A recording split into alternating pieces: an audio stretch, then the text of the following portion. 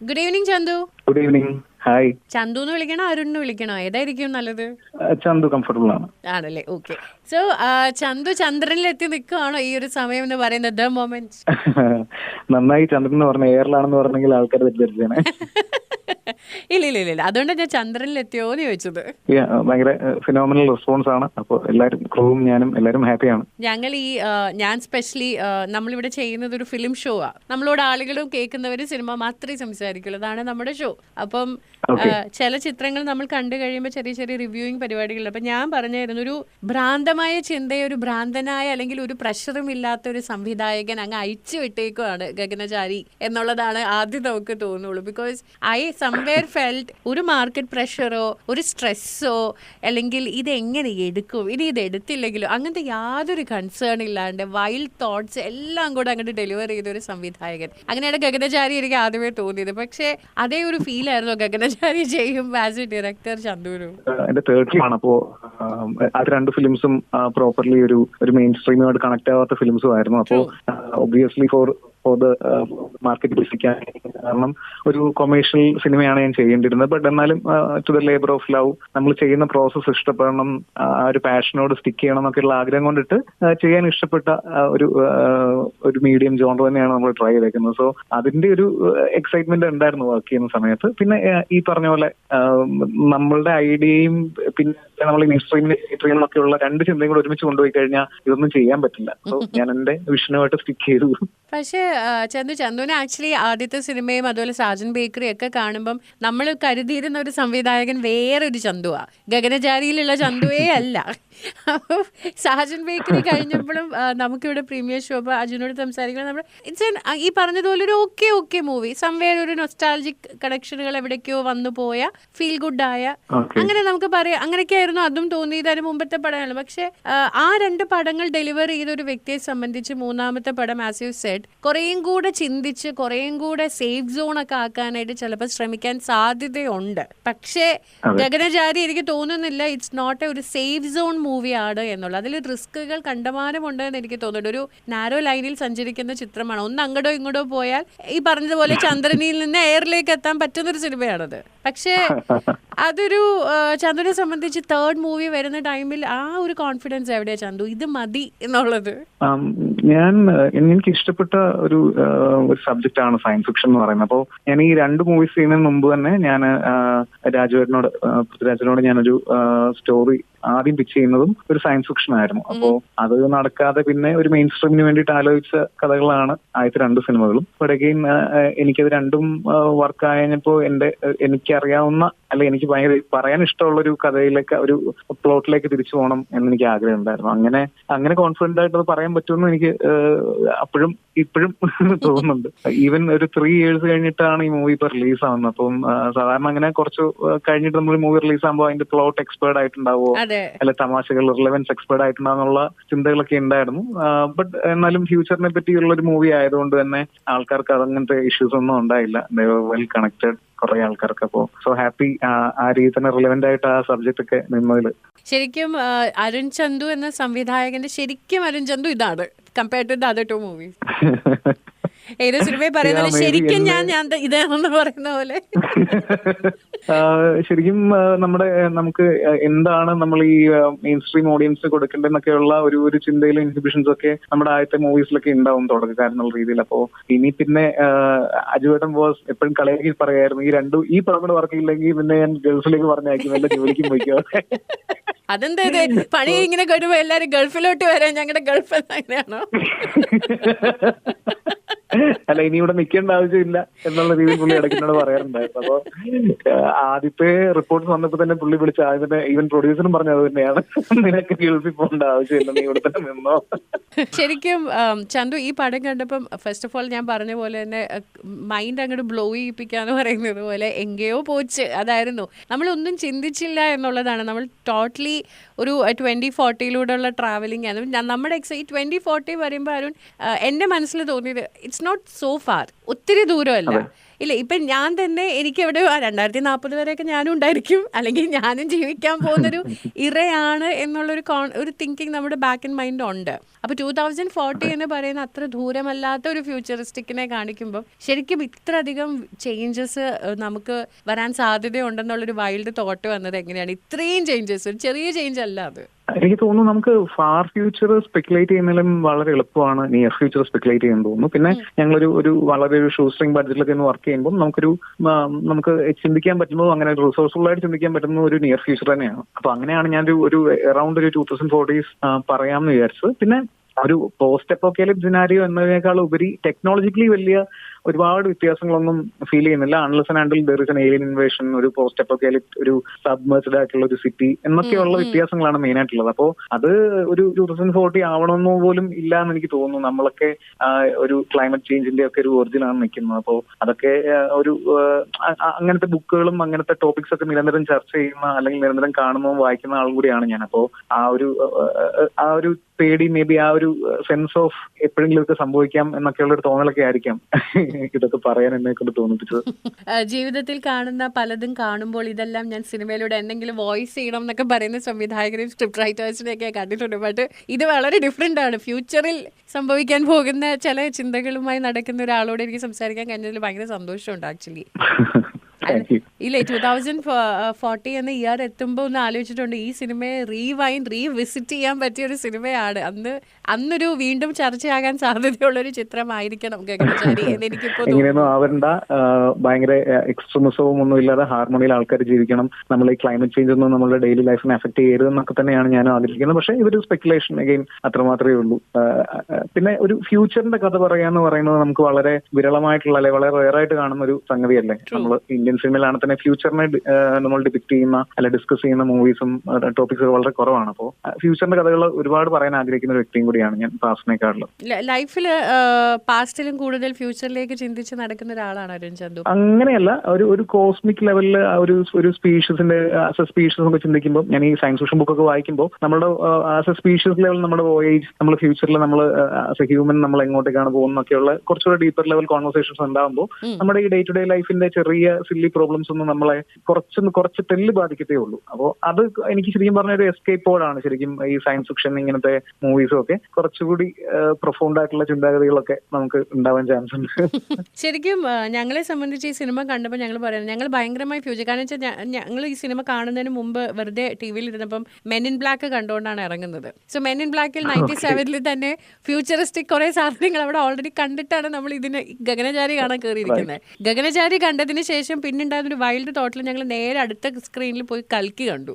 അതിന് വേറൊരു futuristic. Back to back ഞങ്ങൾ പറയുന്നത് നമ്മൾ 3 ഫ്യൂച്ചറിസ്റ്റിക് വേൾഡിൽ നിന്നാണ് പോയത്. അപ്പം ആസ് ഇൻ കൽക്കിയും ഗഗനചാരിയും ഒരുമിച്ച് ഇറങ്ങുമ്പോൾ ഡയറക്ടർ എന്ന രീതിയിൽ അരുണ് ചന്തുവിന് കുറച്ചും കൂടെ ഒരു ഇതുണ്ടായിരുന്നു, ഇത് എന്തായിരിക്കും എങ്ങനെയായിരിക്കും. കാരണം രണ്ടും രണ്ട് എക്സ്ട്രീം കാര്യങ്ങളാണ് പറയുന്നതെങ്കിലും സംവേർ ഇത് അങ്ങോട്ടും ഇങ്ങോട്ടും ഒരു പ്രശ്നം സംഭവിക്കാൻ സാധ്യതയുണ്ടോ, നമ്മളിത് റൈറ്റ് ടൈമാണോ എന്നൊക്കെ ചിന്തകൾ ഉണ്ടായിരുന്നോ? ഇല്ല, ഞാൻ പോസിറ്റീവായിട്ട് മാത്രമേ എടുത്തിട്ടുള്ളൂ. കാരണം ഒരു ഇന്ത്യൻ ഒരു എപ്പിക് കണക്ട് ചെയ്ത് നമ്മളെ മിത്തും മിഥോളജിയോട് കണക്ട് ചെയ്തിട്ടൊരു ഇന്ത്യയിലെ ഏറ്റവും one of the costliest film ഇറങ്ങുമ്പോൾ അതിന്റെ കൂടെ തന്നെ നമ്മൾ ഭയങ്കര നമ്മുടെ ഒരു ഹംബിൾ ആയിട്ടുള്ള നമ്മുടെ ഒരു ട്രൈ എന്നുള്ള രീതി തന്നെയാണ് നമ്മൾ അതിനെ കണ്ടത്. സോ ആൾക്കാരും കുറച്ചുകൂടി സയൻസ് ഫിക്ഷനൊക്കെ വേണ്ടിയിട്ട് റെഡി ആയിരിക്കുന്ന ഒരു സമയം കൂടിയാണ്. അങ്ങനത്തെ ഒരു വലിയ സ്പെക്ടിക്കിൾ നടക്കുമ്പോൾ നമ്മുടെ മൂവി എനിക്ക് തോന്നുന്നു ആൾക്കാർക്ക് ചിലപ്പോൾ കാണാൻ താല്പര്യം ജനിപ്പിക്കും എന്നുള്ളൊരു പോസിറ്റീവ് ആസ്പെക്ട് തന്നെയാണ് നമ്മൾ മുമ്പോട്ട് പോയിരുന്നത്. ഒരിക്കലും അതൊരു ത്രെറ്റ് ആണെന്നുള്ള രീതിയിലൊന്നും നമ്മൾ കണ്ടിട്ടില്ല. ബിക്കോസ് അങ്ങനെ ത്രെറ്റ് ആവേണ്ട ഒരു ഒരേ സോണിലുള്ളതാണെന്നുണ്ടെങ്കിലും രണ്ട് വേറിട്ട കാര്യങ്ങളാണ് പറയാൻ ഉദ്ദേശിക്കുന്നത് സിനിമകളിൽ. അതുകൊണ്ട് എപ്പോഴും പോസിറ്റീവായിട്ടുള്ള ഒരു ആസ്പെക്ട് തന്നെയാണ് ഞാൻ ഈ കൽക്കിയുടെ റിലീസും നമ്മുടെ റിലീസും ഒരുമിച്ചുള്ളതെന്നൊക്കെയുള്ള രീതിയിൽ കണ്ടിരുന്നത്. പക്ഷേ ഈ ഒരു ഫിലിം, ഒരു വലിയ ഫിലിം അല്ലെങ്കിൽ നല്ലൊരു സ്റ്റാറിനെ വെച്ച് ഫിലിം ചെയ്യുന്ന സമയത്ത് തന്നെ നമ്മൾ അതിന്റെ ഒരു റിലീസ് ഡേറ്റ്, ഒരു ഫെസ്റ്റിവൽ ടൈം ഒക്കെ നമ്മൾ മേ ബി മൈൻഡിൽ ഒരു ആലോചിച്ചിട്ടൊക്കെ ആയിരിക്കും നമ്മൾ അതിന്റെ വർക്ക് തുടങ്ങുന്നത് തന്നെ.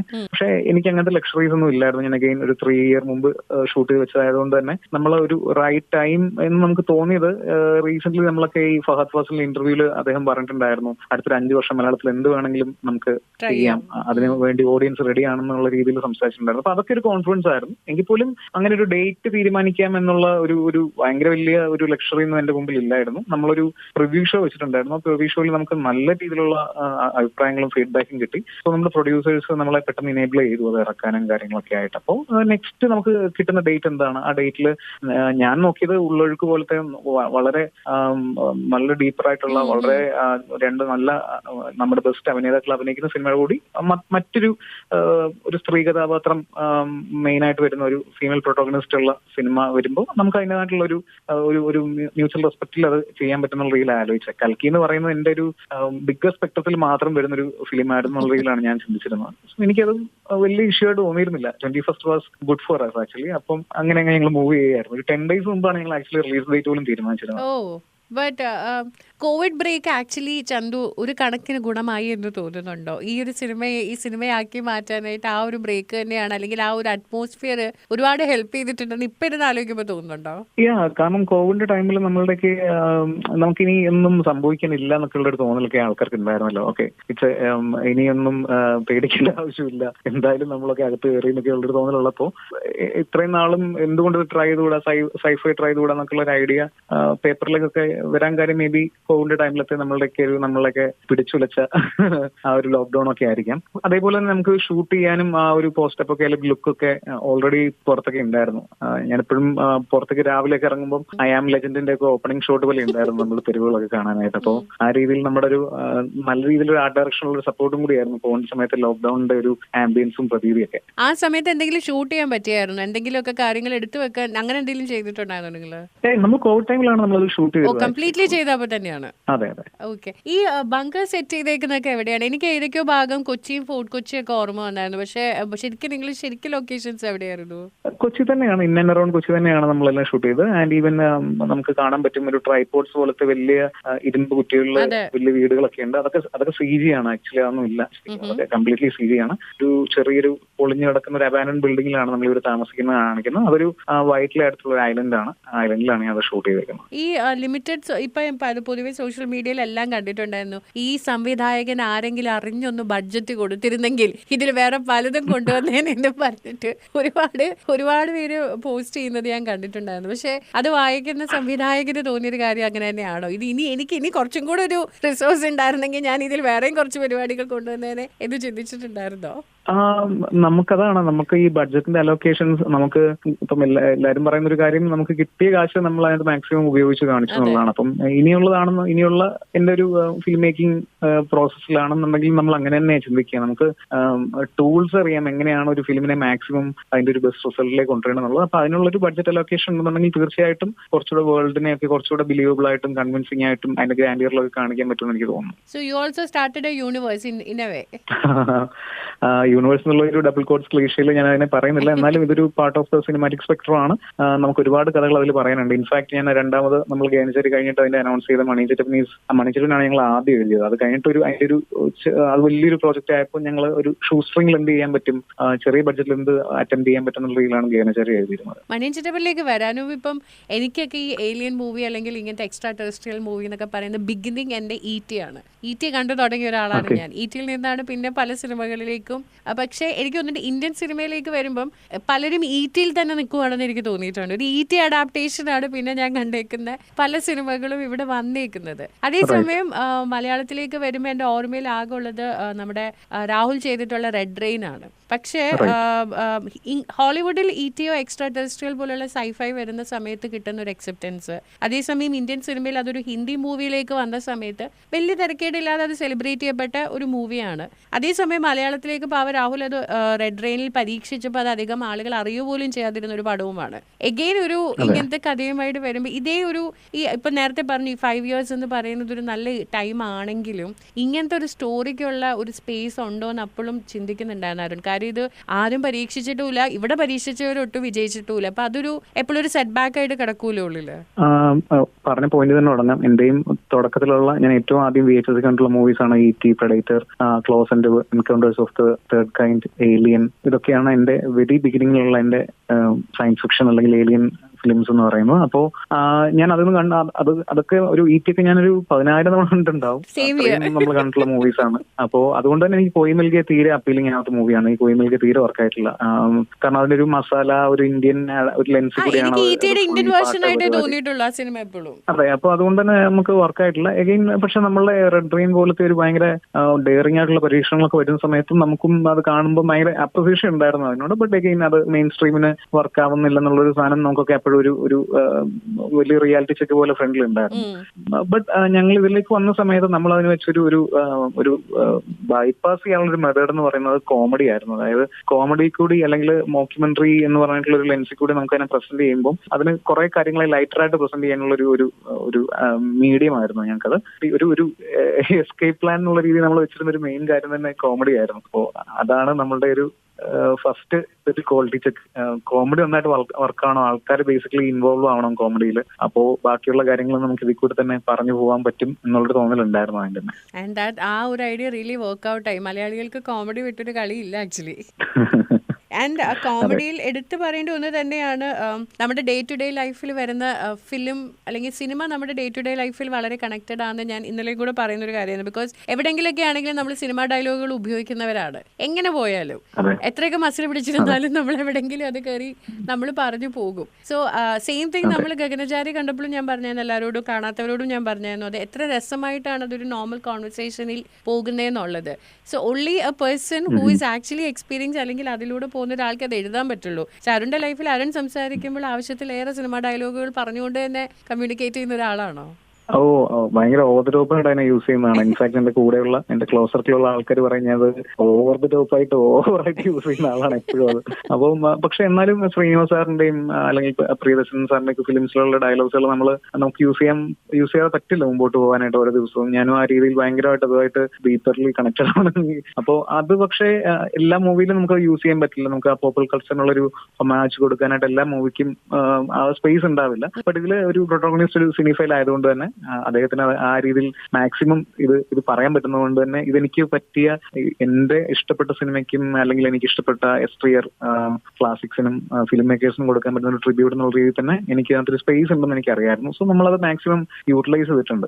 ശരിക്കും ET എന്നോ അല്ലെങ്കിൽ ഇങ്ങനെ ഒരു ഏലിയൻ എക്സ്ട്രാ ടെറസ്ട്രിയൽ കണ്ടേക്കുന്നത് ഇപ്പൊ സ്പീഷ്യസ് തൊട്ട് നമ്മൾ അതിനകത്തൊരു ഹ്യൂമൻ രൂപത്തിൽ നമ്മൾ കണ്ടിട്ടുണ്ടെങ്കിലും എന്തുകൊണ്ടാണ് അരുൺ ചന്തു എന്ന സംവിധായകൻ ഈ ഒരു ഏലിയനെ ഹ്യൂമൻ ആയിട്ട് തന്നെ കൺസിഡർ ചെയ്യാന്ന് വിചാരിച്ചത്? വേണയിൽ നമ്മൾ ഇതിനു മുമ്പ് കണ്ടിട്ടുള്ള മറ്റു ചില രൂപങ്ങളായിട്ടും കൺസിഡർ ചെയ്യാം, പക്ഷെ ഒരു ഹ്യൂമൻ ക്യാരക്ടറിലേക്ക് വന്നത് എന്തായിരുന്നു? അതിന് നമ്മളതിനകത്തൊരു beside from the main alien character നമ്മളത് പുഷ് ചെയ്യുന്നൊരു കോൺസ്പിറസി തിയറി എന്ന് പറയുന്നത് humans are not native to earth എന്നുള്ളൊരു കോൺസ്പിറസി തിയറി നമ്മളത് പറയുന്നുണ്ട്. അപ്പോൾ ഹ്യൂമൻസ് തന്നെ അതിനകത്തൊരു ഏലിയൻ ആണ് ആക്ച്വലി. അപ്പൊ അതുകൊണ്ട് തന്നെ ഹ്യൂമനും അല്ലെങ്കിൽ ഹ്യൂമൻസിന്റെ പണ്ട് ഹ്യൂമൻസിന്റെ പിന്മുറക്കാരോട് ജീവിച്ചിരുന്ന വേറൊരു സ്പീഷ്യസ് എന്നുള്ള രീതിയിൽ ഒരു ഹ്യൂമനിലേക്ക് ആയിട്ടാണ് നമ്മൾ അതിനകത്ത് ഏലിയനെ പ്രസന്റ് ചെയ്യുന്നത്. അപ്പോൾ ആ രീതിയിലുള്ള ഒരു വളരെ സില്ലി ആയിട്ടുള്ള ഒരു സയന്റിഫിക് ലോജിക്ക് മാത്രമേ നമ്മൾ അതിനകത്ത് യൂസ് ചെയ്യുന്നുള്ളൂ. പക്ഷെ എന്നാലും നാളെ അല്ലെങ്കിൽ ഞാനൊരു വലിയ കുറച്ചുകൂടെ റിസോഴ്സ്ഫുൾ ആയിട്ടുള്ള കുറച്ചുകൂടെ സീരിയസ് ആയിട്ടുള്ള ആസ്പെക്റ്റിൽ ഒരു സയന്റിഫിക് ആക്യുറസിയോടുകൂടി ഒരു ഫിലിം അല്ലെങ്കിൽ ഒരു സിനിമ സംസാരിക്കുകയാണെങ്കിൽ ഞാൻ ഒബ്വിയസ്ലി ഒരിക്കലും ഒരു ഹ്യൂമനെ അതിനകത്ത് കാസ്റ്റ് ചെയ്യുന്നുണ്ടാവില്ല. ഇൻഫാക്ട് നമ്മൾ ഈ പറഞ്ഞു പോയിട്ടുള്ള ഏലിയൻ പ്രെഡേറ്റർ ഫ്രാഞ്ചൈസിയിലൊക്കെയുള്ള ആ ലുക്കിലുള്ള ആൾക്കാരെ നമുക്കിപ്പോൾ കാസ്റ്റ് ചെയ്യാൻ പറ്റില്ല. ബിക്കോസ് അതൊക്കെ ഒരു മെയിൻ സ്ട്രീമിന്റെയും ക്ലീഷയുടെയും കൂടി ഭാഗമായി. അപ്പോൾ ഇനിയിപ്പോൾ ലേറ്റസ്റ്റ് വായിച്ചു നിർത്തി book remembrance of the earth past ട്രയോളജിയാണ്.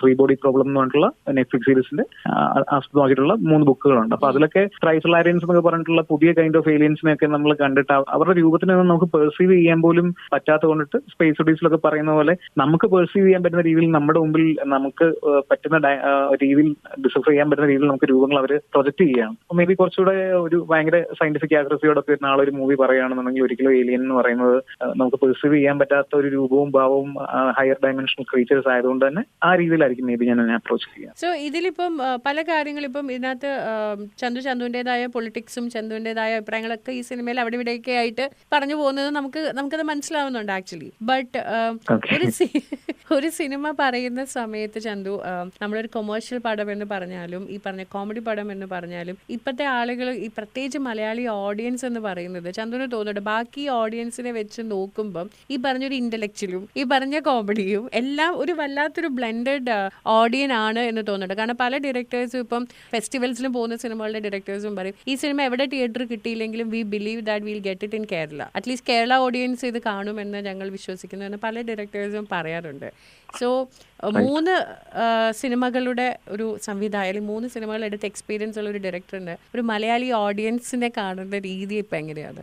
എനിക്ക് തോന്നുന്നു നമ്മൾ എല്ലാവരും പറയാറുണ്ട് ഈ പോസ്റ്റ് കോവിഡ് ടൈമിൽ നമ്മൾ കുറെ സീരീസും നമ്മൾ കുറെ സിനിമകളൊക്കെ കണ്ട് നമ്മളുടെ ഒരു ഇവോൾവിംഗ് ആണ് മലയാളം ഫിലിം ഓഡിയൻസ് എന്ന് പറയുന്നത്. പക്ഷേ എനിക്ക് തോന്നുന്നു എന്നിരുന്നാൽ പോലും 85 തൊട്ടുള്ള സിനിമയുടെ റിനൈസൻസ് തൊട്ടിട്ട് നമ്മൾ പാരലൽ സിനിമ അല്ലെങ്കിൽ കുറച്ചുകൂടെ ഒരു ആർട്ടിസ്റ്റിക് ആയിട്ടുള്ള ബ്ലെൻഡോടുകൂടിയുള്ള കൊമേഴ്ഷ്യൽ സിനിമകളൊക്കെ അതിന്റെ വക്താക്കളായിട്ടുള്ള ആൾക്കാരായിരുന്നു ശ്രീനിവാസ് സാറും പ്രേംസ് സാറും ഒക്കെ. നമ്മളുടെ സിനിമ ആസ്വാദനത്തിന്റെ ക്വാളിറ്റി ഈ സബ് കോണ്ടിനെന്റിലുള്ള വേറെ ഏത് ഇൻഡസ്ട്രിക്കാട്ടിലും ബെറ്റർ ആണെന്ന് നമുക്ക് അന്ന് തൊട്ട് തന്നെ അറിയാം. ഈവൻ 85 തൊട്ടിട്ട് തന്നെ ആ ഒരു ലെഗസി നമ്മൾ ഇപ്പോഴും കണ്ടിന്യൂ ചെയ്യുന്നു മാത്രമേ ഉള്ളൂ. പക്ഷെ എന്നാലും ഈ പറഞ്ഞ ഇപ്പൊ 24 എത്തി നിൽക്കുന്ന സമയത്ത്, നേരത്തെ ഫസ്റ്റ് ക്ലാസ്സിൽ പറഞ്ഞുകൊണ്ട് കൂട്ടി വായിക്കുന്ന സമയത്ത് നമുക്കറിയാം ഇപ്പോൾ സബ് കോണ്ടിനെന്റിൽ ഇത്രയും ഒരു പോസ്റ്റ് മോഡേൺ സിനിമകളെയോ അല്ലെങ്കിൽ അങ്ങനത്തെ രീതികളെയൊക്കെ ആക്സെപ്റ്റ് ചെയ്യാൻ വേറൊരു ഓഡിയൻസ് ഇല്ല ശരിക്കും. അതുകൊണ്ട് തന്നെ നമുക്ക് ഒരു ഹെൽത്തി ഒരു സിനിമ ആസ്വാദനത്തിന് ഒരു സ്പേസ് ഉണ്ടെങ്കിൽ അത് ഈ നേഷനിൽ, അത് കേരളം കഴിഞ്ഞിട്ടേ ഉള്ളൂ വേറൊരു സ്ഥലമുള്ളൂ എന്ന് ഞാൻ വിചാരിക്കുന്നുള്ളൂ.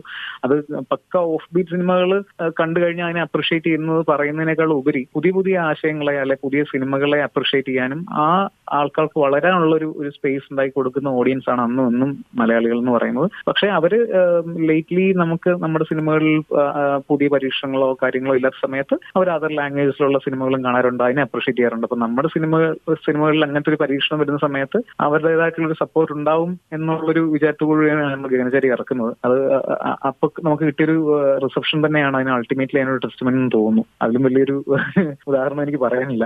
ഗഗനചാരിയെ പോലത്തെ ഒരു എക്സ്പെരിമെന്റൽ അല്ലെങ്കിൽ അങ്ങനത്തെ ഒരു സ്ഥിരം കാണാത്ത ഒരു കാഴ്ചകളെ അപ്രീഷിയേറ്റ് ചെയ്യുന്ന ഒരു ക്രൗഡ് ഉണ്ടെന്ന് പറയുന്നത് തന്നെ വളരെ വലിയൊരു സിഗ്നൽ അല്ലേ? എനിക്ക് ഗഗനചാരിക്കും കൽക്കിക്കും ഒരേപോലെ ഇൻട്രസ്റ്റിംഗ് ആയിട്ട് തോന്നിയ ഒരു കാര്യം എനിക്ക് അറിഞ്ഞുകൂടാ, അത് നിങ്ങൾക്ക് ഫീൽ ചെയ്ത, ബിക്കോസ് ഞങ്ങൾ തിയേറ്ററിൽ ഇരുന്നപ്പോൾ ഗഗനചാരി കാണാൻ വന്നത് ഫാമിലി ക്രൗഡ് ഉണ്ടായിരുന്നു. സോ അതിനകത്ത് ഞാൻ ചെറിയ കുട്ടികളെ കണ്ടായിരുന്നു. സോ പിറകിലിരുന്ന് അവരുടെ ചോദ്യങ്ങൾ ഉണ്ടായിരുന്നു ഈ പേരൻസിനോട്. അപ്പൊ ഏലിയൻ ഫുഡ് കഴിക്കത്തില്ലേ, അപ്പൊ ഏലിയൻ ഇങ്ങനെയാണോ, ആ കുട്ടി keep on asking Har questions. അപ്പൊ എനിക്ക് തോന്നി ഒരു കുട്ടിയെ സംബന്ധിച്ചും അതിനകത്ത് എന്തൊക്കെയോ അഡാപ്റ്റ് ചെയ്യുന്നത് പോലെ തോന്നി. ഈ സെയിം തിങ് തന്നെ കൽക്കിയിലേക്ക് പോയ സമയത്തും ഇപ്പൊ കാണുവാണെങ്കിൽ പല കുട്ടികളും ഈ ഇന്ത്യൻ മിത്തോളജി ബിഹൈൻഡ് പിന്നെ പോയി വരുന്നത് നോക്കുന്നുണ്ട്. എന്താണ് സംഭവിച്ചത്, എന്തായിരുന്നു ഇതിലെ പല കാര്യങ്ങൾ, എന്താണ് ഇതിലെ പല കഥാപാത്രങ്ങൾ ഇങ്ങനെ ആയത്. So it's A learning. എനിക്ക് എവിടേക്കോ തോന്നി ഇറ്റ്സ് എ ലേണിംഗ് ടു. നമ്മുടെ സിനിമ ഒരു ലേണിംഗ് ആയിട്ടൊരു ടൂളാണെന്നും പറയാനുള്ള ഒരു സാധനം അറിഞ്ഞോ അറിയാണ്ടെയോ ഗഗനചാരിക്കും അതാകാൻ കഴിഞ്ഞിട്ടുണ്ട് എന്ന് തോന്നുന്നുണ്ടോ? ആക്ച്വലി ഇല്ല. ഞാൻ വളരെ സില്ലി ആയിട്ടുള്ള സില്ലി ഹ്യൂമറും സില്ലി സയൻസും ഒക്കെയാണ് പറഞ്ഞിരിക്കുന്നത്. അപ്പം ഞാൻ എപ്പോഴും വേറെ ഇന്റർവ്യൂസിലും പറഞ്ഞിട്ടുണ്ട്, ഞാൻ കണ്ടേക്കുന്ന എനിക്ക് ഏറ്റവും ഇഷ്ടമുള്ള ക്ലാസിക്സുകളിൽ, സൈഫൈ ക്ലാസിക്സുകളിൽ സ്പേസ് ഒഡീസിയോ കോണ്ടാക്ട് ഇൻഡർസ്റ്റെല്ലാർ പോലത്തെ മൂവീസിനെ പറ്റി നമ്മൾ സംസാരിക്കുമ്പോൾ അതിനൊരു ബിബ്ലിക്കൽ സെൻസിൽ അതിനെ നമ്മൾ വിളിക്കുകയാണെങ്കിൽ നമ്മുടെ സിനിമ ഒരു കളിക്കുടുക്കയാണ്. ജസ്റ്റ് കളിക്കുടുക്ക. അപ്പോൾ അതൊരു എനിക്ക് തോന്നുന്നു ഒരു വെരി ഹംബിൾ സ്റ്റെപ്പ് കൂടിയാണ് നമ്മുടെ ഇൻഡസ്ട്രിയിൽ ഇങ്ങനത്തെ കഥകൾ പറയാൻ പറ്റും എന്നുള്ളത്.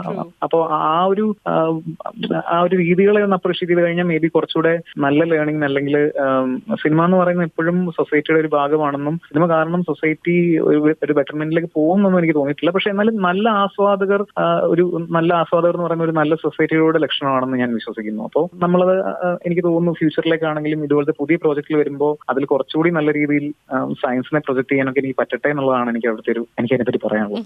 തീർച്ചയായും. And coming back to Gaganachari, സിനിമ കണ്ടപ്പോൾ എല്ലാ കഥാപാത്രങ്ങളുടെയും ഞാൻ കൂടുതൽ സയന്റിഫിക് കാര്യങ്ങളൊക്കെ ചോദിക്കാത്ത, എനിക്ക് അത്ര അതിനോടുള്ള അറിവൊന്നുമില്ല. I purely took it as an entertaining. ഞാൻ വെറുപ്പിക്കാറുണ്ട് ഇന്റർവ്യൂ അതുകൊണ്ട് ഞാൻ ചോദിച്ചാലല്ലേ പ്രശ്നമുള്ളൂ. അതുകൊണ്ട് അത്ര ഇന്റലക്ച്വൽ ആയ ഒരാളുടെ അടുത്തല്ല ഇരിക്കുന്നതെന്ന് ധൈര്യമായിട്ടിരുന്നുള്ളൂ, അതുകൊണ്ട് കുഴപ്പമില്ല. പക്ഷെ സിനിമ കണ്ടു കഴിഞ്ഞപ്പോൾ ഓരോ ക്യാരക്ടേഴ്സിന്റെ പെർഫോമൻസിലും നമ്മുടെ ഉള്ളിലേക്ക് ഭയങ്കരമായി കയറിയ 2 പേരുണ്ട്. ശരീരമില്ലാതെ ശബ്ദത്തിലൂടെ മാത്രമേ നമ്മുടെ ഉള്ളിൽ കയറിയത്. ഒന്ന് രാഘവനായിരുന്നു. രാഘവന്റെ കാര്യം എനിക്ക് ചന്തു ഏതോ ഇന്റർവ്യൂവിൽ പറയുന്നത് കേട്ടിട്ടാണ് നമ്മൾ എടുക്കുന്നതും ഒരാൾ ആസ് എ ഡയറക്ടർ തരുന്നതും തമ്മിലുള്ള ഡിഫറൻസ് മനസ്സിലായത്. അതായത് ഞങ്ങൾ സത്യത്തിൽ ഗണേശ് ഏട്ടന്റെ വിക്ടർ കഥാപാത്രം അവിടെ വന്നത് കൊണ്ട് അത് മണിച്ചിത്രത്താഴിലെ രാഘവനായിട്ടായിരുന്നു നമ്മൾ എടുത്തത്. പക്ഷെ യു കൺസിഡർഡ് ദാറ്റ് ഈസ് എനിക്ക് കമലഹാസൻ സാറിന്റെ വേട്ടയാട് വിളയാടിലെ രാഘവനായിരുന്നു അല്ലേ? അതെ, എനിക്ക് എന്റെ സബ് കോൺഷ്യസ് മൈൻഡിൽ ഉണ്ടായിരുന്ന ഒരു പേരാണ്. അതിന് ഞാൻ മണിച്ചിത്രത്താഴുമായിട്ട് ലിങ്കപ്പ് ചെയ്ത സമയത്ത് ആൾക്കാർക്ക് ആൾക്കാർക്ക് എന്തായാലും അതിനൊരു പോപ്പുലർ കൾച്ചർ, ഒരു റെഫറൻസ്, ഒരു കണക്ഷൻ അവിടെ ഉണ്ടായിട്ടുണ്ടാവാം. Actually that's a good thing. But എന്നാലും ഞാൻ അതിനെ അപ്രിഷിയേറ്റ് ചെയ്യുന്നത് അങ്ങനത്തെ കണക്ഷൻസ് വരുമ്പോഴാണ് നമുക്ക് ഭയങ്കര സന്തോഷം. എന്നിരുന്നാൽ പോലും എനിക്കതിന് മേ ബി എന്റെ സബ് കോൺഷ്യസ് മൈൻഡിൽ രാഘവൻ എന്ന് പറഞ്ഞിട്ടുള്ള ക്യാരക്ടറിന് എനിക്ക് ഭയങ്കര ഇഷ്ടമാണ് അടിപൊളിയായിട്ട്. അപ്പോൾ ഞാൻ ഇടയ്ക്കിടയ്ക്ക് കാണുന്ന മൂവി അതുകൊണ്ട് മേ ബി അവിടെ നിന്നാണ് വന്നതെന്നാണ് എന്റെ ഒരു വിലയിരുത്തൽ. തമിഴ് പറയുന്നത് നിങ്ങളെ പുരിയവേ ഇല്ലേ, ഇത് ഏത് റേഞ്ചിലുള്ളതാണെന്ന്. സയൻസ് ഫിക്ഷൻ പറഞ്ഞു പോയാൽ വേട്ടയാട് വിളയാട് പറയുമ്പോൾ അത് വേറെ ഒരാളുടെ. Raghavan is another level mass സ്കോപ്പാണ്. പുള്ളീനെ നമ്മൾ വേറെ രീതിയിൽ നമ്മൾ കണ്ടേക്കുന്ന ഒരു മനുഷ്യനാണ്. എനിക്ക് തോന്നുന്നു അത് ഉള്ളിൽ കിടക്കുന്ന ഒരു കൈൻഡ് ഓഫ് ഇതാണോ ഇങ്ങനത്തെ ചില സിനിമകളോ, maybe your love for. ഞാൻ എന്റെ റീ റിലീസിനൊക്കെ പോയിട്ടൊക്കെ ഉണ്ട്. എനിക്ക് ഭയങ്കര ഇഷ്ടമുള്ള പടമാണ്. എനിക്ക് എന്റെ സോങ്സ് ഒക്കെ എന്റെ സ്റ്റിൽ റൂളിംഗ് മൈ പ്ലേലിസ്റ്റ്.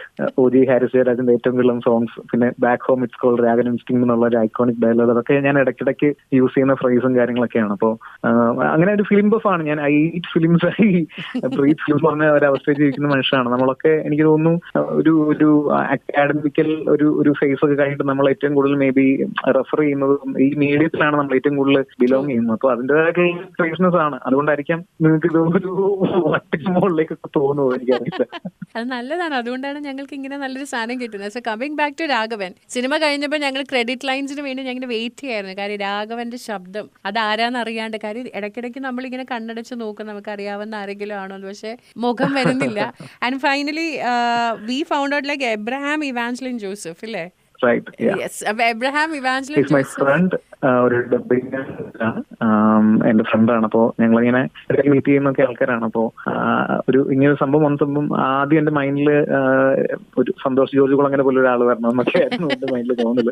ഫ്യൂച്ചറിലെ മലയാളിക്ക് ഒരു എന്ന് പറയുമ്പോൾ മേ ബി പുള്ളിയായിരിക്കും ഏറ്റവും നല്ലൊരു ഒരു ശബ്ദം എന്നൊക്കെ എനിക്ക് തോന്നിയിട്ടുണ്ട്. പിന്നെ നമുക്ക് അതിന്റെ ഒരു പുള്ളിയെ നോക്കി നമ്മുടെ പ്രശ്നത്തിലേക്ക് എത്തിക്കാനുള്ള ഒരു കുറച്ച് ബുദ്ധിമുട്ടുകളൊക്കെ ഉണ്ട്. ഞാൻ അതേപോലത്തെ ഒരു സൗണ്ടുള്ള എന്റെ ഒരു ഫ്രണ്ടിനെ യൂസ് ചെയ്തെന്ന് മാത്രമേ ഉള്ളൂ. പക്ഷെ അതൊരു പൊളി ഐഡിയ ആയിരുന്നു കേട്ടോ. ഈ സൗണ്ട് ശരിക്കും പറഞ്ഞ ശബ്ദം അങ്ങ് ഒരു കഥാപാത്രം ഒരു ശബ്ദമായി മാത്രം നിൽക്കുന്ന സമയത്ത് അത്രയും ഒരു കിടിലൻ ഒരു രജിസ്ട്രേഷൻ അതിനകത്ത് കിട്ടണം, രജിസ്റ്റർ ചെയ്യണം നമ്മുടെ ഉള്ളില്. സോ രാഘവനായി വന്ന എബ്രഹാം ഇവാഞ്ചലിൻ ജോസഫിനെ ഈ നമ്മുടെ ഗഗനചാരി യൂണിവേഴ്സിൽ പലയിടത്തായിട്ട് ഇനിയും കാണാൻ സാധിക്കുമോ ശബ്ദമായിട്ട്?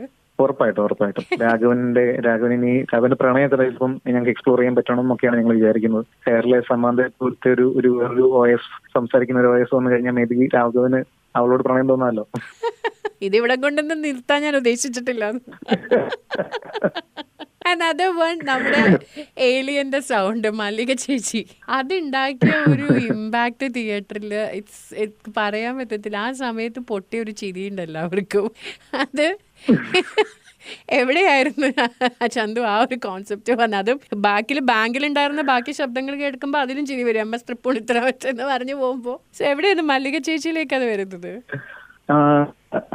To be frankly, ഞങ്ങൾ എഴുതുന്ന സമയത്ത് it was tribute to my favourite film Mathilukal. And അതിൽ ലളിതാമ്മയായിരുന്നു ഞങ്ങൾ ഇനിഷ്യലി ആലോചിച്ചിരുന്നത്. അപ്പൊ ഞങ്ങൾ എഴുതുന്ന ടൈം തന്നെ ലളിതാമ്മയുടെ ഹെൽത്ത് ഒക്കെ കുറച്ച് ഇഷ്യൂസ് ഉണ്ടായിരുന്നു. അപ്പോൾ ഓവർ ദ ടൈം ഞങ്ങൾക്ക് മനസ്സിലായി ഞങ്ങൾക്ക് അത് ക്യാപ്ചർ ചെയ്യാൻ പറ്റുന്നുണ്ടാവില്ല എന്നുള്ളത്. പിന്നെ നെക്സ്റ്റ് ഒരു ആലോചന ഉണ്ടായിരുന്നത് സ്ട്രൈറ്റ് മല്ലികായിരുന്നു, വേറെ ആള് ഇല്ലായിരുന്നു. ബിക്കോസ് ഭയങ്കര ഐക്കോണിക് ആയിട്ടുള്ള നമുക്ക് കേൾക്കുമ്പോൾ ഭയങ്കര അനാർക്കലിയുടെ മുഖത്ത് ഭയങ്കര കോൺട്രാസ്റ്റിംഗ് ആയിട്ടുള്ള ഒരു സൗണ്ട് വരണമെന്നുണ്ടായിരുന്നു. ഓൾസോ വി യൂസ്ഡ് മല്ലികമാസ് സൗണ്ടേഴ്സ്. നമ്മളിനകത്ത് കുറച്ച് ഈ സ്പേസിന്റെ ഒക്കെ തിയറീസും ഈ humans are not native to earth എന്നൊക്കെ പറഞ്ഞിട്ട് നമ്മൾ കുറച്ച് സീക്വൻസൊക്കെ സംസാരിക്കുന്ന ഏരിയ ഉണ്ടല്ലോ. അപ്പൊ ആ സംസാരിക്കുന്ന ഏരിയയിൽ ഇതൊരു മുത്തശ്ശിക്കഥ പോലെ ഓഡിയൻസിന് കേൾക്കാൻ പറ്റണം എന്നെനിക്ക് ഐഡിയ ഉണ്ടായിരുന്നു. അപ്പോൾ അങ്ങനെ മല്ലികാമ്മ അത് ഡെലിവറി ചെയ്യുമ്പോൾ അതിനങ്ങനെ ഒരു സ്വഭാവം കൂടി നമുക്ക് കൈവന്ന് കിട്ടി. അപ്പൊ അതിനും കൂടി ഞാൻ ഇന്റന്റ് ചെയ്തുകൊണ്ടാണ് ഞാൻ ആ സൗണ്ട് യൂസ് ചെയ്തത്. ലളിത ചേച്ചി പക്ഷെ ആക്ച്വലി ഒരു നല്ല, കാരണം ഞാൻ തന്നെ ഇടയ്ക്ക് പറയാറുണ്ട്, ഇത്രയും കഥകളെ മലയാളി ഓഡിയൻസിന് സിനിമയിലൂടെ പറഞ്ഞു കൊടുത്തിട്ടുള്ള ഒരു ശബ്ദം ഉണ്ടായിരിക്കില്ല. ഫ്രം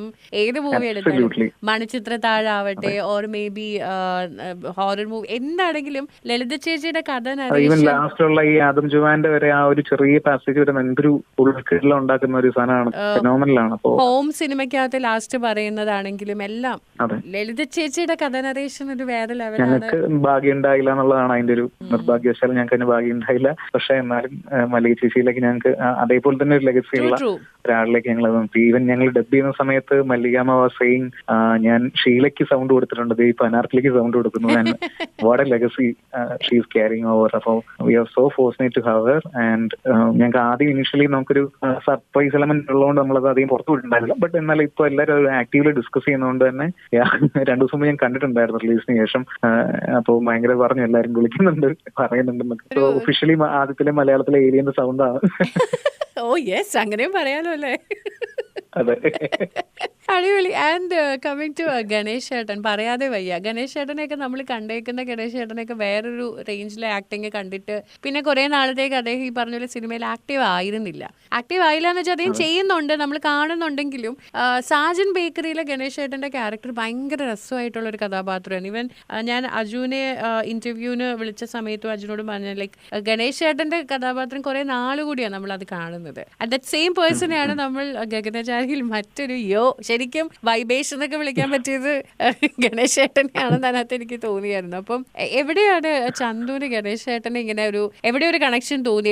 ഇല്ലെങ്കിൽ ഇങ്ങനെ കൂടെ ഉണ്ടാവില്ലല്ലോ ഗണേഷ് ചേട്ടൻ.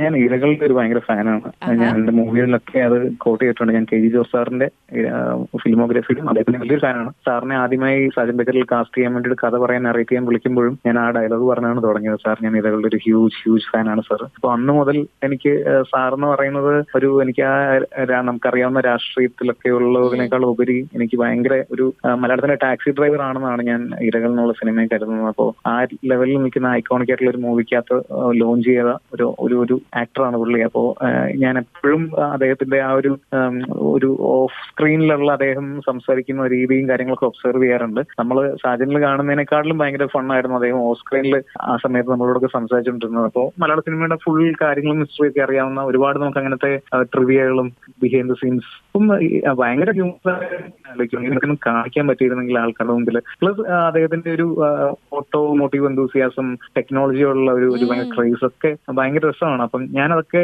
ഭയങ്കര ചെറിഷ് ചെയ്യുന്നതാണ് സാറിന്റെ അങ്ങനത്തെ. സാറിന്റെ അനന്തരനായിട്ടുള്ള ശിവസായി ആണ് എന്റെ കൂടെ ഈ ഗഗനചാരിയുടെ സ്ക്രിപ്റ്റ് എഴുതാനായിട്ട് എന്റെ കോ-റൈറ്റർ ആയിട്ടുണ്ടായിരുന്നു. അപ്പോൾ ഞങ്ങൾക്ക് രണ്ടുപേർക്കും ഭയങ്കര ഒരു ആക്സസ് കിട്ടിയിട്ടുണ്ടായിരുന്നു. സാർ ഇടയ്ക്ക് നമ്മളെ വീട്ടിലേക്കൊക്കെ വിളിക്കും. അപ്പൊ ഞങ്ങൾക്ക് അങ്ങനെ സാറിന്റെ ഒരു അതർ സൈഡ് കാണാനുണ്ടായി. അപ്പൊ അതുകൊണ്ട് തന്നെ എനിക്ക് ശരിക്കും പറഞ്ഞു വിട്ടുപോയത് എനിക്ക് വേറൊരു ഓപ്ഷൻ ഒന്നും ഇല്ലായിരുന്നു. Sir is always Ganesh sir. ഇതിനിടയ്ക്ക് ജെറി അമൽദേവ് സാറിന്റെ ഫോട്ടോ വല്ല യൂസ് ചെയ്തിട്ടുണ്ടോ? എവിടെയായിട്ട്? ഏതെങ്കിലും ഒരു പോസ്റ്റിൽ മറ്റേ ആ സ്റ്റോറി നറേറ്റ് ചെയ്യുമ്പോൾ എനിക്ക് ഇത് ട്രെയിലറിൽ കണ്ടപ്പോൾ പെട്ടെന്ന് അത് ഒരു ജസ്റ്റ് ഒരു ഷോട്ട് അതല്ലല്ലോ അല്ലേ, ഒരു നമ്മളെ വിക്ടർ സാറിന്റെ കഥ ബാക്ക് സ്റ്റോറി പറഞ്ഞു വരുന്ന സമയത്ത് ഒരു മതിലേക്ക് അല്ലല്ല, നമ്മളുടെ ഒരു GK എന്ന് പറഞ്ഞിട്ടുള്ള ഒരു നമ്മളുടെ കൂടെയുള്ള ഒരു ആക്ടറിന്റെ ഫോട്ടോയാണ് ഞാൻ പുള്ളിയുടെ അച്ഛനായിട്ട് യൂസ് ചെയ്തേക്കുന്നത്.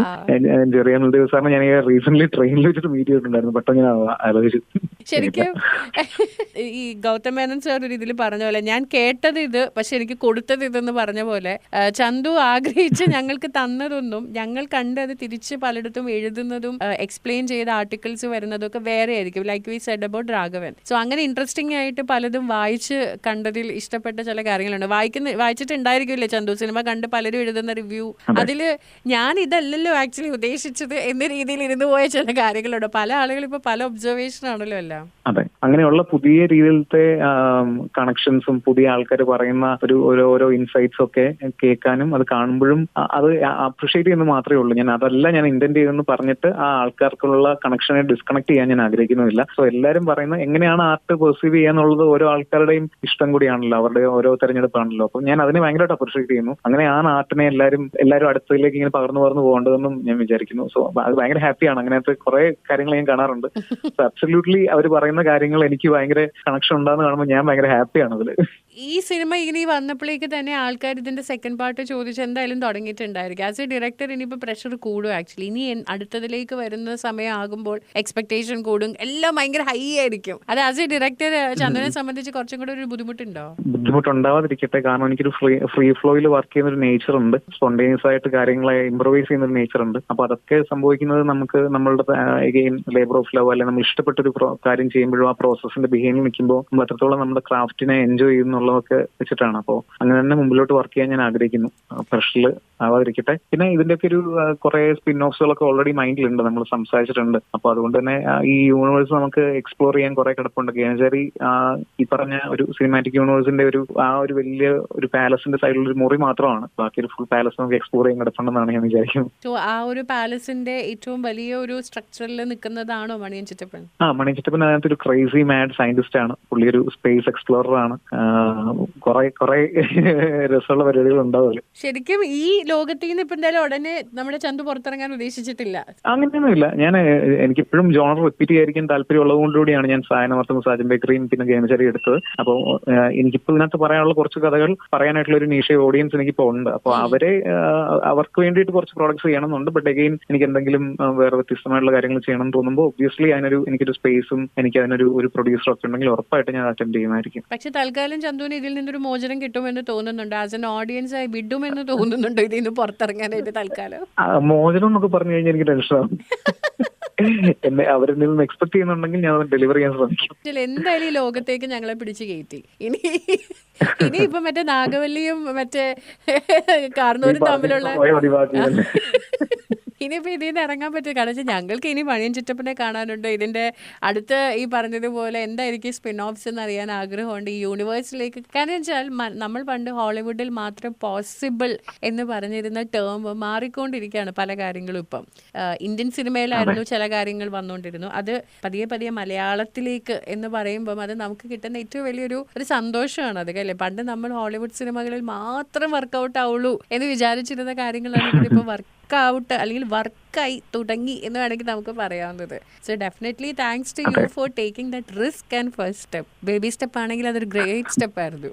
Thank you. അപ്പൊ ഇനി എന്തൊക്കെയാണ് ഇപ്പോൾ ഗഗനചാരിയിലൂടെ ഒഴുകി നടക്കാം, എൻജോയ് ചെയ്യാമെന്നാണോ? Or you started your backup plans for something? We already started working on Maniyan Chittappan. ഞങ്ങൾ അതിന്റെ കുറച്ച് ഈ CG ടീം ഞാനും തമ്മിൽ വളരെ ക്ലോസ് ആണ്. ഞങ്ങൾ വർക്ക് ചെയ്യുന്ന ആൾക്കാരാണ്. ഞാനിപ്പം ആർക്കെങ്കിലും ഇതൊക്കെ വന്ന് റീവിസിറ്റ് ചെയ്യണോന്നൊക്കെ ഉണ്ടെങ്കിൽ അതിനുള്ളൊരു ഓപ്ഷൻ ഒക്കെ കണ്ടെത്തിക്കൂടെ ഇനി? ലൈക്ക് ഇപ്പം ഈ പറഞ്ഞ പോലെ നമ്മുടെ വിക്ടർ സാർ താമസിച്ച ഏരിയ ആണെങ്കിലും അല്ലെങ്കിൽ അങ്ങനെയൊക്കെ ആർക്കെങ്കിലും ഇനിയിപ്പം മണിയൻ ചിറ്റപ്പന്റെ ഇനി സയൻസ് ലാബോ അങ്ങനെ എന്തെങ്കിലുമൊക്കെ ഉണ്ടാവണമല്ലോ. നമ്മളൊരു മക്കൻഡൈസ് അല്ലെങ്കിൽ മണിയൻ ചിറ്റപ്പന്റെ കോമിക്സ് അങ്ങനെ കുറെ കാര്യങ്ങൾ ആശയങ്ങൾ നമ്മുടെ മൈൻഡിലുണ്ട്. നമ്മുടെ പ്രൊഡക്ഷന്റെ സപ്പോർട്ടോടുകൂടി നമുക്കതൊക്കെ ചെയ്യാൻ പറ്റും എന്നുള്ളതാണ് ഞാൻ വിശ്വസിക്കുന്നത്. അപ്പോൾ മണിയൻ ചിറ്റപ്പൻ കുറച്ചുകൂടി ഇലാബറേറ്റ് ആയിരിക്കും. ഞങ്ങൾക്ക് ഈ ഉണ്ടായിരുന്ന കൺസ്ട്രെയിൻസ് ഒന്നും ഉണ്ടാവില്ല എന്നുള്ളൊരു ഉറപ്പ് നമുക്ക് വന്നിട്ടുണ്ട്. അപ്പോൾ എന്തായാലും ഹോപ്പ്ഫുള്ളി അങ്ങനെ കുറെ കാര്യങ്ങൾ നമുക്ക് ഈ ഒരു പോപ്പുലർ കൾച്ചറിലേക്ക് നമുക്ക് ഡെലിവർ ചെയ്യാൻ പറ്റുമെന്ന് വിചാരിക്കുന്നു. വീട്ടുകാരൊക്കെ എന്ത് പറയുന്നു കേൾക്കട്ടെ. വീട്ടുകാര് ഫൈനലി മറ്റേ ചോക്ലേറ്റിനകത്ത് ജയസൂര്യയുടെ അവസ്ഥ എനിക്ക് തന്നെ കണ്ടിട്ട് ഭയങ്കര ഹാപ്പിയാണ്. ആദ്യമായിട്ടാണ്. അല്ല, മകൻ ഈ പറഞ്ഞതുപോലെ ഇങ്ങനെ ഒരു നിലയിലെത്താൻ ആഗ്രഹം. പക്ഷെ ഈ പറഞ്ഞ ആദ്യത്തെ 2 സിനിമകളുടെ ഒരു സെറ്റ് ബാക്ക് ഒക്കെ ചിലപ്പോൾ അവരെയും പേടിപ്പിച്ചിട്ടുണ്ടായിരിക്കും ഏതെങ്കിലും ഒരു രീതിയിൽ. ഞാൻ ആക്ച്വലി തട്ടത്തിൻ മറയത്തിന്റെ പോസ്റ്റർ ഡിസൈനറായിട്ടാണ് ഫിലിമിലേക്ക് വരുന്നത്. അപ്പോ എനിക്ക് ഒരു 10 വർഷം ഇൻഡസ്ട്രി തന്നെയാണുള്ളത്. അതുകൊണ്ട് തന്നെ എന്റെ ഒരു യാത്ര എങ്ങോട്ടാണെന്നുള്ളൊരു ഡൗട്ട് മാത്രമേ അവർക്കുള്ളായിരുന്നു. അപ്പോൾ ലാസ്റ്റ് 2 മൂവീസ് വർക്കൗട്ട് ആയപ്പോഴും ഞാൻ പറയുന്നുണ്ടായിരുന്നു ഒരു 10 വർക്കൗട്ട് ആവും. അപ്പം 1 പഠിച്ചാൽ 3 എന്നുള്ള രീതിയിൽ അത് വർക്കൗട്ട് ആയാലും അവർക്ക് ഭയങ്കര സന്തോഷമുണ്ട്. പിന്നെ എന്റെ ഫാമിലി എഗെയിൻ ആർട്ടിസ്റ്റിന്റെ എന്റെ അച്ഛൻ അനിയൻ ഒക്കെ ഫോട്ടോഗ്രാഫേഴ്സ് ആണ്. ഫോട്ടോഗ്രാഫി ഫാമിലിയാണ്. അപ്പോൾ അതുകൊണ്ട് തന്നെ ആ ഒരു സപ്പോർട്ട്, കലയോടുള്ള ഒരു അഡ്മിറേഷൻ ഉണ്ട് ഫാമിലിക്കകത്ത് തന്നെ. അപ്പോൾ ആ സപ്പോർട്ടും ഉണ്ട് ഫാമിലിയിൽ. എല്ലാത്തിനും അതിൻ്റെതായ സമയമുണ്ട് ദാസ എന്ന് പറയുന്നത് പോലെ അതിതാണ് ഇപ്പൊ. അതെ. ഓൾ ടുഗെദർ ചന്തുവിന്റെ ഇപ്പോഴത്തെ ഒരു ഇമോഷനെ ഒരു ഫിലിം ഡയലോഗിൽ പറയാൻ പറഞ്ഞ ഏതെങ്കിലും മനസ്സിലേക്ക് വരുന്നുണ്ടോ?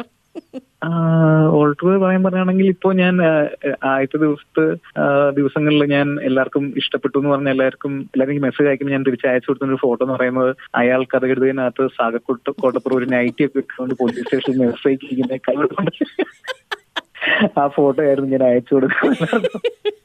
ഭയങ്കര സന്തോഷം. നമ്മളുടെ ഒരു എക്സ്പെരിമെന്റിനെ എല്ലാരും കൈയച്ച് സന്തോഷിച്ചതിൽ ഒരു സാഗർ കോട്ടപ്പുറത്തിനെ വയസ്സേക്ക് അംഗീകരിച്ചതിൽ വളരെ സന്തോഷമുണ്ട്.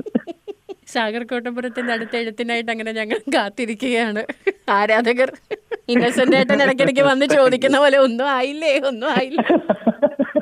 മഞ്ചാടിയിൽ നിന്നും വിളി വരുമ്പോൾ എന്തായാലും പെട്ടെന്ന് ചെയ്യുന്നതായിരിക്കും. നമ്മൾ 2 പേർക്ക് സിനിമ ഡയലോഗിന്റെ അസ്കിതയുള്ളതുകൊണ്ട് ഇതിവിടെ തീരില്ല എന്നറിയാം. അതുകൊണ്ട് നാട്ടുകാരെ വെറുപ്പിക്കാതെ നമുക്ക് നിർത്താനുള്ള ഒരു ബാധ്യത ഉള്ളത് വളരെ നന്നായിരിക്കും. നല്ലൊരു ആശയമാണ്. തീർച്ചയായും താങ്കളെ ഞാൻ ഇനി വെറുപ്പിക്കുന്നില്ല. It was lovely conversation. ഞാനൊരു ജസ്റ്റ് അനദർ ഇന്റർവ്യൂ എന്ന് വെച്ചിട്ടായിരുന്നു, but it was lovely. It was very free flow. Thank you so much. Thanks to you. ഞങ്ങൾക്കൊരു ഫ്രീ ഫ്ലോ വാച്ചിങ് ആയിരുന്നു ഗഗനചാരി. സോ അതുകൊണ്ട് കുറച്ചു നേരം ഞങ്ങളെ അരുൺചന്ദ്രൻ എൻജോയ് ചെയ്യാൻ വന്നതാണ്. We had A great time. Thank you so much. Thank you Arun. Take care. Take care. Bye.